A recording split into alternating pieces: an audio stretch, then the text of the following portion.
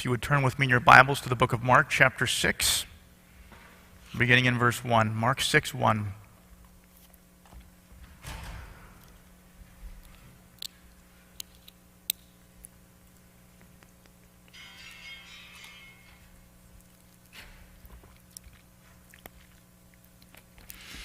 We're going to go ahead and read the text now, and we'll come back to it. Follow along with me in verse 1. It says, Jesus went out from there and came to his hometown, and his disciples followed him. When the Sabbath came, he began to teach in the synagogue, and the many listeners were astonished, saying, "Where did this man get these things? And what is this wisdom given to him? And such miracles as these performed by his hands? Is not this the carpenter, the son of Mary, and brother of James, and Joses, and Judas, and Simon? Are not his sisters here with us?" And they took offense at him. Jesus said to them, "A prophet is not without honor except in his hometown and among his own relatives and in his own household." And he could do no miracle there, except that he laid hands on a few sick people and healed them. And he wondered at their unbelief. And we're going to stop right there. In this account, Jesus visits his hometown, and though this text doesn't say it outright, we know that this town is Nazareth in Galilee. Jesus wasn't born in Nazareth, but he grew up there and was part of that community until he entered his public ministry. So he lived there and worked there, grew up there. He was there for decades. Now, this little account really stands out when you consider what's surrounding it, and here's what I mean. Beg your pardon, let me get this out of my pocket. It really stands out in that as we enter Mark chapter 6, we're coming off the heels of an unusually powerful and miracle-heavy period which John Owens covered last week. More than half of the last chapter is devoted to the raising of the daughter of Jairus, and this is one of Jesus' more notable and more spectacular miracles. This account is only one of 3 instances where Jesus raised a person who was dead back to life. And this account that we looked at last week is one of those few occasions where what Jesus was doing was so significant that he brought along only Peter, James, and John, leaving the rest of his disciples behind. And so the kingdom power on display here was even higher than usual.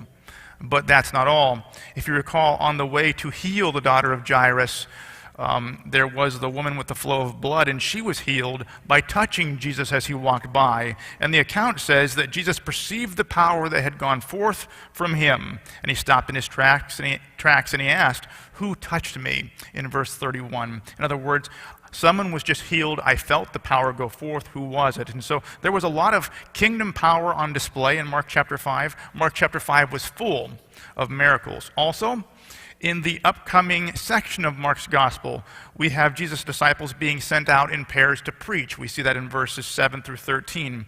And it says in verse 13 that they were performing miracles as they went. I quote, "And they were casting out many demons and were anointing many with oil, and many sick people, and they were healing them." So we have miracles happening up to this account that we're in, and we have miracles happening following this text as well.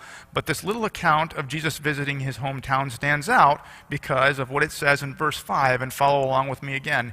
He could do no miracles there, except that he laid hands on a few sick people and healed them. And so we have tremendous miracles happening before, and we have tremendous miracles happening after, but here in the middle we have nothing happening. So what's going on? What happened here? What's the difference? What's the problem? The simple answer, the springboard that we start with, is that there was no faith there. There was no faith there. In fact, the text says that Jesus wondered at their unbelief. He wondered at it. In other words, the lack of faith in Nazareth was so profound that even Jesus himself was shocked by it. That's what this text is saying. Even Christ himself was amazed. He wondered at the amount of unbelief in this town. Now, what does this lack of faith look like in practice? What does it look like on the ground? How do we see it in action? Basically, it was the exact opposite of what John Owens was describing last week.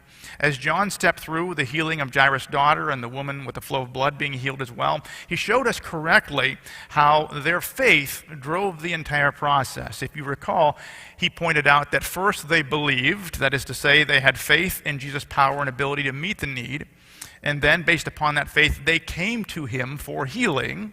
And finally, because they came to Jesus in faith, they received what they came for. So they believed, they came, and then they received. So it was the faith of those who received the healing that opened the door for them to receive that miracle from Jesus. But here in Nazareth, we see the exact opposite situation happening because they had no faith in Jesus. And so they didn't believe in him. And they didn't come to him because they didn't believe in him, and thus they experienced no miracles, save the very small handful in the town who did have faith and did come to him for healing. So with this in mind, Jesus found himself in the very unique situation of not being thronged by crowds of people for once. Isn't that strange? In this very unusual situation, he didn't have hordes of people surrounding him and crowding him and reaching out to him. By and large, Jesus' hometown of Nazareth completely disregarded him. God's Messiah, with all the power and authority of God's kingdom behind him, stood alone in the streets of Nazareth. Everyone went on about their business, and no one even bothered with him. And their rejection of Jesus was so complete that even Christ himself, even Jesus, was surprised by how much they snubbed him, how much they disregarded him. And the big question here is why? Why did the people of Nazareth lack faith so badly? What went wrong to cause this situation in them? The answer is seen at the latter portion of verse 3 of our text. It says, they took offense at him. They took offense at him. The people of Nazareth had no faith in Christ because they were offended by him. Now, offenses have the same effect upon our faith that an extinguisher has on a fire. Okay, it has the same effect. Offenses basically snuff our faith right out. Thus, our offenses can truly be thought of as a faith extinguisher. And by the way, this principle rings true in all relationships, earthly as well as heavenly. We may be friends with one another. You may trust me. But if I offend you in some way, your faith in me will be shaken to the degree that I offend you. And your faith in me cannot be restored until the offense is cleared up. And in a similar way, the people of Nazareth were offended by Jesus. Now, we're not saying that Jesus did anything wrong. We're not saying that the people of Nazareth were justified in feeling that way towards him. We're not saying that at all. All we're saying is that the people of Nazareth became deeply offended by Jesus, and the presence of that offense in their lives, in their hearts, extinguished any faith that they might have had in him, that they might have used to exercise faith by going to him. And in the same way today, our faith in Jesus is extinguished when we become offended by him in some way. Thus, we need to learn how to deal with these offenses when they come in order to avoid behaving like the people in Nazareth did. And so for the next few minutes we have remaining, we're going to answer 3 questions about this faith extinguisher called offenses. We're going to answer the questions, what is it, who it affects, and how to respond to it when we experience it. So what is it, who is affected by it, and how do we respond to it when it happens, all right? So first, what is it? When we really boil down what's behind an offense, what we see is a disruption in our relationship with someone when they fail to meet our expectations in some way. And it's a mouthful, so I'll say it again, but it's a disruption in our relationship with someone when they fail to meet our expectations in some way or other. And I'll explain what I mean by that. The word translated offense in our text in verse 3 is scandalizo. Scandalizo. It's where we get the term scandalized from, okay? That's what we're talking about here. And a person who is scandalized is appalled. They are outraged. They are shocked. And these feelings of outrage or shock are in response to a failure to meet certain expectations placed upon someone else. Someone else failed to meet the expectations that they had for them.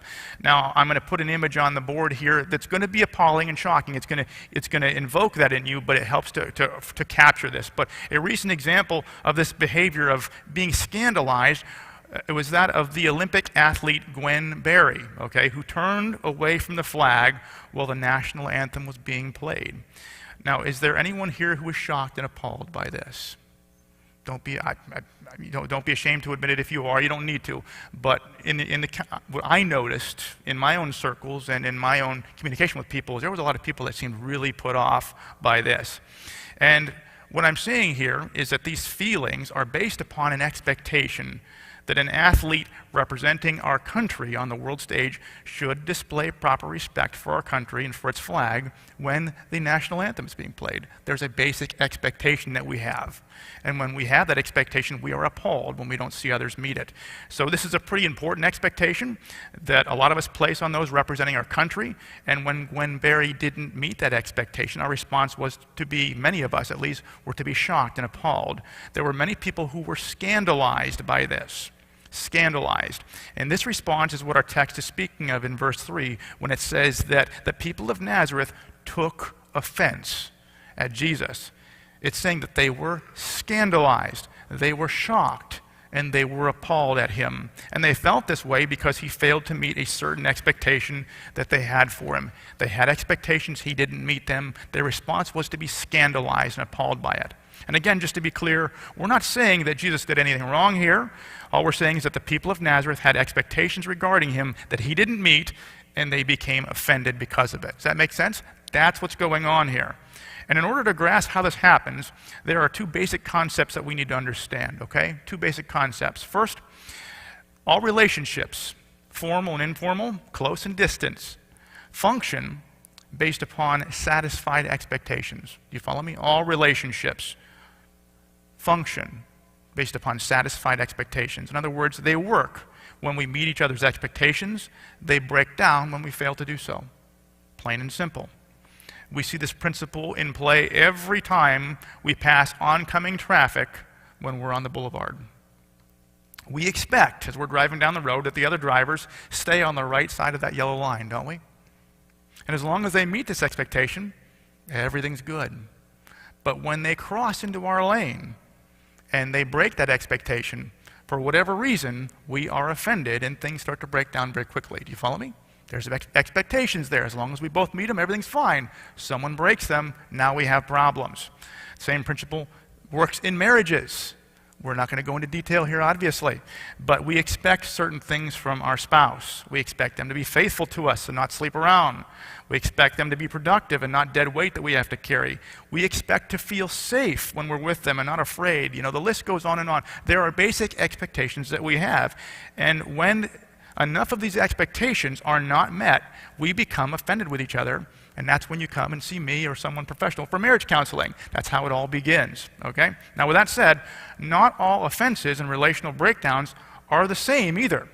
We are scandalized to the degree that our expectations aren't met. Again, we're scandalized. That feeling happens to the degree that our expectations are not met. And here's what I mean, going back to marriage again. If a man continually leaves his coat laying around the house rather than hanging it up by the door, his wife may be offended and their relationship may be strained. But if she catches him in an affair with another woman, the offense will be much greater and the relational breakdown will be more severe. Do you follow me? There's offenses there, but one is greater than the other because the expectations are failed to a varying degree. Also, going back to the Olympics example with Gwen Berry, it's possible, for someone to overlook protocol, such as I'm imagining this, but imagine if someone forgot to put their hand over their heart as they were standing there while the national anthem is being played. That would trigger an offense in people. It would. But with Gwen Berry, it was more offensive because it was more flagrant and intentional. So again, different levels of failure lead to different levels of scandalization and offense. Now, the reason this is important is because our relationship with Jesus works the same way, whether we admit it or not. Listen to me carefully. Whether we admit it or not, we have expectations of Jesus. Would you believe me if I told you that? All of us do. We all have expectations of him. All of us who have a relationship with him have those, and it's really not wrong in and of itself. I think when I say that, there might be something that triggers in us to say, no, I shouldn't feel that way. It's not wrong in and of itself to have expectations of Jesus. For example, how many of you expect Jesus to physically return someday and set things right as he promises in his word? I expect that. Okay? Is that wrong? Did I push something? Okay. Also, how many of you expect to follow Jesus in his resurrection, putting off this old mortal body for a new and imperishable body? How many of you expect that? I expect that. How many of you are really excited about that prospect? I am. As the years go by, I'm becoming more and more excited. So having expectations of Jesus in itself isn't wrong. It's when our expectations of Jesus are flawed and incorrect. That's when we run into problems. For example, if we expect Jesus to always protect us and keep us safe, then what happens when tragedy strikes? We become offended. If we expect Jesus to bless us and prosper us materially as we work hard and tithe 10%, then what happens when we go broke? We become offended. Does this make sense? As a result, our relationship with Jesus will break down to the degree that we are offended by him. Now, this word scandalizo that I talked about earlier, I don't normally do word studies. I normally do that on my own and don't bring it in, but in this case, it's interesting. This word scandalizo, which was translated offense in verse 3, is translated in two other ways in the New Testament, which helps us to see this principle playing out in action. One of those words is stumble. Look at the way Jesus talks about stumbling in John chapter 16 and verse 1. These things I have spoken to you, so that you may be kept from stumbling. That word stumble there is scandalizo. Same word. And Jesus is saying that, he's telling them what's going to happen in advance so that they won't be scandalized by it. He's attempting to correctly set their expectations so they're not thrown off by what's to come. Do you see what he's saying there? I'm trying to tell you what's going to happen in advance so you're not going to be scandalized and thrown off and offended by what happens. This word stumble indicates a disruption in the relationship where the believer is thrown off and they're struggling to continue in the relationship because some expectation wasn't met. But there's another word that's used that's also interesting, or I should say phrase in this case. That phrase is fall away, all right? We just saw this used recently when we were in Mark chapter 4. In the parable of the sower, when Jesus explained the seed sown in rocky places, he said this, in a similar way, these are the ones on whom seed was sown in the rocky places, who, when they hear the word, immediately receive it with joy, and they have no firm root in themselves, but are only temporary. Then, when affliction or persecution arises because of the word, immediately they fall away.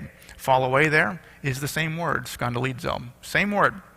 Note that Jesus is speaking of offense here as well. He's speaking of those who did not expect persecution and affliction and it came their way. But the difference here is that unlike stumbling, where the relationship is hampered but continues, in this case, the entire relationship breaks down and they fall away. So our relationship with Jesus functions based upon our expectations of him, and it breaks down to the degree that our expectations are not met. Sometimes we stumble. Sometimes we fall away. It's all a function of that same concept here. Now, the other basic concept that we need to understand is that our expectations are formed upon what we think we know about the other person. Our expectations are formed on what we think we know about them. We tend to make assumptions about people that are not always true. We think we know them, and we base our expectations upon those assumptions that we have. Going back, I'm not trying to beat the Gwen Berry thing to death. It's just an example that works today. But it's common to think, I know I thought it, it's common to think that all Olympians are just as patriotic as we are, if not more so. And so we expect them to honor the flag and stand for the national anthem. But just as we saw with Gwen Berry, that expectation is an assumption. It's not something that everybody has, all right? But something closer to home for me as a pastor, I can honestly tell you as a pastor that people make assumptions about me all the time. People assume that I love to give the prayer at family gatherings. And whenever I'm anywhere, people, oh, Pastor Dan, he wants to pray. I'm not saying that I mind, but there's an assumption. I just love to do that. And so they always ask me. And people assume that I'm sensitive and caring and kind. They assume that because I'm a pastor. Assume it. Talk to Holly. She will tell you different things, okay? People assume that I work 1 day a week. Other people assume that I work 7 days a week. There's all these assumptions based upon what your idea of a pastor looks like. And people form their expectations of me based upon these assumptions, and they're not always true. And when I violate these expectations, it leads to offenses. It happens all the time. It's just a reality that the better I get to know people, when I'm meeting people for the first time and the interaction is more, just at a surface level, everything is great. But the more I get to know people, sometimes it's troublesome because they have expectations of what a pastor is supposed to look like, and then they get to know how I actually am, and oh man, he doesn't meet up with that expectation. Offenses, problems. Also, if a person assumes that all women like to do crafts and have tea parties, all women like that, then they're going to be offended by a woman who likes to play sports. And they're offended because their assumptions are wrong. All right? In the same way, if a person assumes that all men like to play sports and get dirty, then they're going to be offended by a man who likes to cook and do crafts. And again, they're going to be offended because their assumptions are wrong. And in the same way, we form expectations of Jesus based upon what we think we know about him. We make assumptions about him. Now, when what we know is true, then our expectations will be valid. But here's a question for you. Who has a perfect knowledge of God in this room? Does anyone in the world have a perfect knowledge of God? No one. With this in mind, our expectations of Jesus are going to be flawed from time to time. It's going to happen. Now, when we look at the text, we can see that this is exactly what happened with the people of Nazareth. They thought they knew him. They thought they knew him. Look at what it says in verse 3. Is this not the carpenter, the son of Mary, the brother of James and Joses and Judas and Simon? Are not his sisters here with us? And they took offense at him. Because they knew him growing up. They knew him as a common carpenter. They knew him as a potentially illegitimate son of Mary. Many people think that reference to Mary there was a reference to his potential illegitimacy, at least in the eyes of the world, that potential appearance of illegitimacy. But they really didn't know anything about his true origins at all. They thought they knew him, but they didn't. But because they thought they knew him, they set their expectation bar very low based upon their flawed knowledge of him.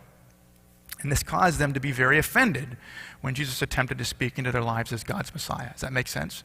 They thought they knew him. They set their expectation bar here.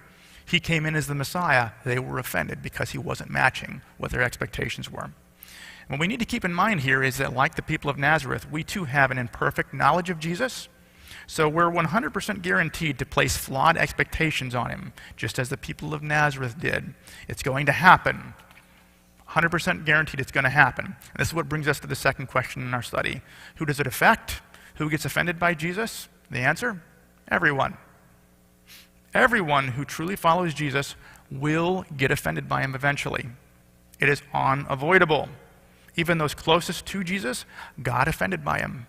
Everybody gets offended by him eventually. Now, as we've seen in our text, Jesus' own hometown got offended by him. Of all the people you'd think would receive Jesus warmly, you'd think that his hometown would, but they didn't. Being close to Jesus and having a sustained relationship with him does not exempt us from getting offended. That's what we see from this. But there's others who are close to him that got offended as well. It's super interesting to see. Note that Jesus' closest disciples, I forgot to push the clicker. So hometown is the first one. I'll give you a second there. But also note that Jesus' closest disciples, those he poured his heart and soul into, got offended by him. They got offended by him. And a good example of this is seen at the close of John chapter 6, after a particularly difficult teaching that he gave to the crowds. It says here in John chapter 6, verses 60 and 61, "Therefore many of his disciples, when they heard this, said, 'This is a difficult statement. Who can listen to it?' But Jesus, conscious that his disciples grumbled at this, said to them, 'Does this cause you to stumble?'" That word stumble there again, skandalizo, all right? What Jesus said was hard. It was hard to understand. He was talking about having to eat his flesh and drink his blood to have any part of him. And there were people, even close to him, that were scandalized, that were really put off. That sounded really weird to them. And they were offended. But even John the Baptist, Jesus' forerunner, became offended by him. Did you know that? Even John the Baptist was offended by him. We see this in Matthew chapter 11. Follow along with me in Matthew chapter 11, verse 2. Now, when John, while in prison, heard the works of Christ, he sent word by his disciples and said to him, "Are you the expected one, or should we look for someone else?"